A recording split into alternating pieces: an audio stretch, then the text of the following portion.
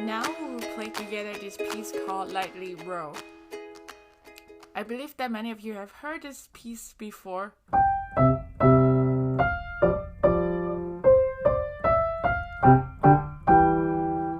And this version of it I really like because the left hand, there's a variety of chords that we will be playing. So we take a look at where we position our hands.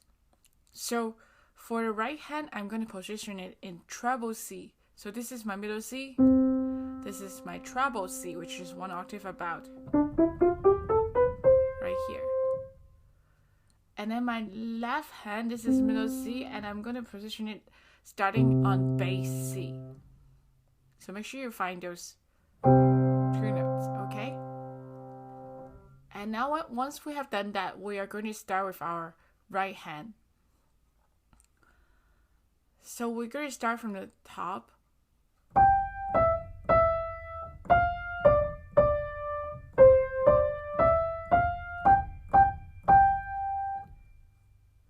So notice that there is slur, which means legato, and then end by staccato. So I would like you to practice down, up, and down. So down, up, down, down, up, down. And then legato, keep going, the next three notes connected and singing, and up and down. So again, those up and down is going to help us create this kind of slurred articulation with a bouncy ending. Okay, and in the second line, we have very similar shape of notes as the first line.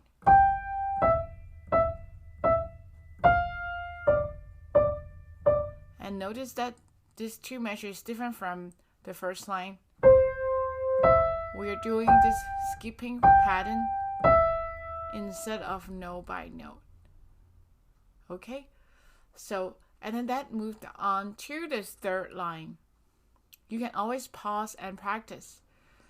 Some of you might have mentioned that I'm going too fast, and always you can go back, pause, and repeat. And the third line, we're going to start on this D. Again, I'm still on C major 5-finger position. My hand is here, and I'm not moving that. And so I just need to lift my index finger with staccato notes, which meaning short, and then legato, up, and then short and crispy. Okay, and then that comes to our last line.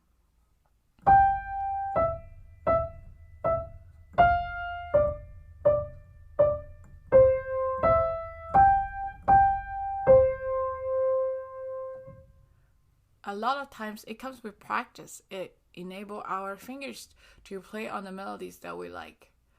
So now this is the right hand from top to the end.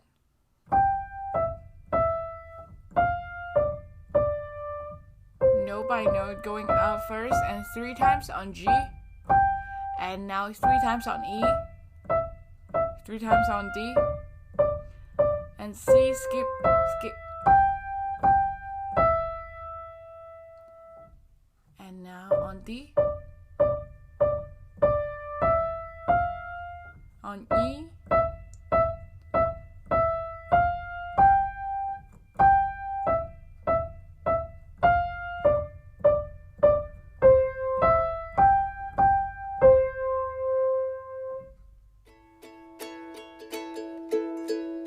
now we move down to our left hand. Remember that we put our pinky on bass C, which is 1 octave down from the middle C. That's our starting note for left hand.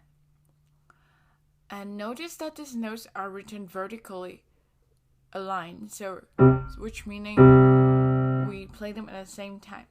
So how do we do that? We grab the notes and press it down. So if you notice my fingers, I'm doing this motion of going back and forth. So you're going to try it and see which way feels best.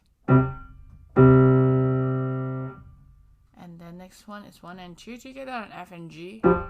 As long as they're sounding together, it is a good way to play. And now, this one is slightly challenging because we alternate the bottom notes from C to D to E while keeping our thumb on every single note on G. So together they goes like this. So it's sort of 1-5, 1-4, and 1-3. So you can play in silence first, and then you can add the movement. I like to think about I'm bouncing just like as if I'm playing basketball.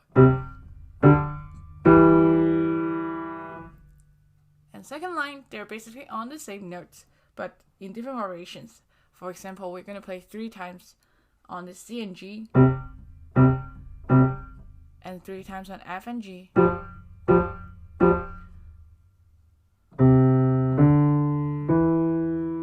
And now on the third line, we're going to jump on this 5 times. 2, 3, 4. Last note, beating whole notes. So you have to hold it for 4 full beats.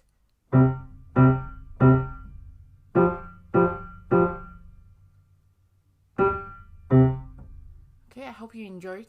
And again, practice makes perfect. And always don't forget to ask me questions. This is from the beginning of the piece.